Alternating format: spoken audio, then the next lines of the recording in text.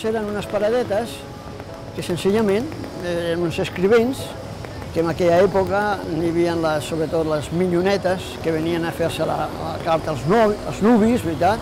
I llavors venien i deien, bueno, si pots fer una carteta pel nuvi, veritat? Perquè fa temps que no el veiem, i l'escrivent es limitava a posar, bueno, te quiero mucho, suposo, va.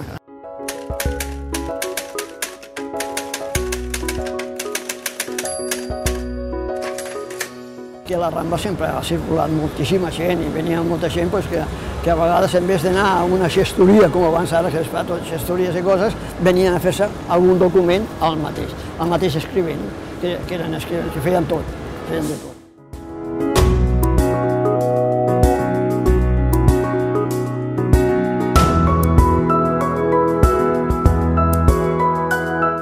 No solament venien les minyonetes, que venien sobretot el dijous, que es veu que era quan feien festa.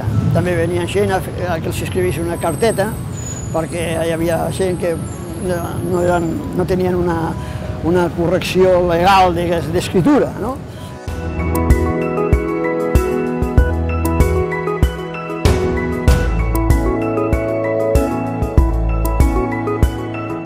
Segurament que tenia una mica, tenien un batxillerat o alguna cosa, perquè clar, escrivien també amb molta rapidesa, no? Perquè les pulsacions d'aquelles màquines d'abans escrivien amb molta pulsació. Eren màquines, no era com ara, que tenen el teclat aquest, no? Eren màquines que anaves força, no? Igual feien 200 pulsacions per minut, aquelles que eren molt ràpids, eren molt ràpids.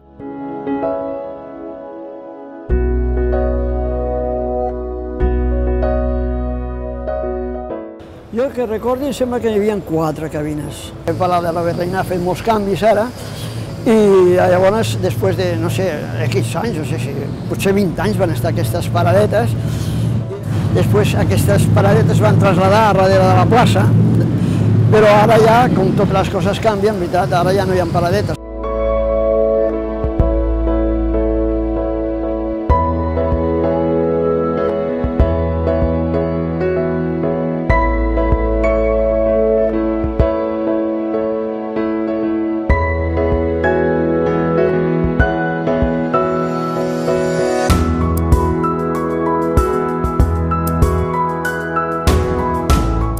L'Ajuntament van dir que tenien que anar, i com això també anava desapareixent, en aquell moment, al anar a darrere a la Gardunya, doncs ja no és el mateix, perquè ja la gent ja coneixia. Llavors el desplaçament sempre fa que la cosa es descontroli, no?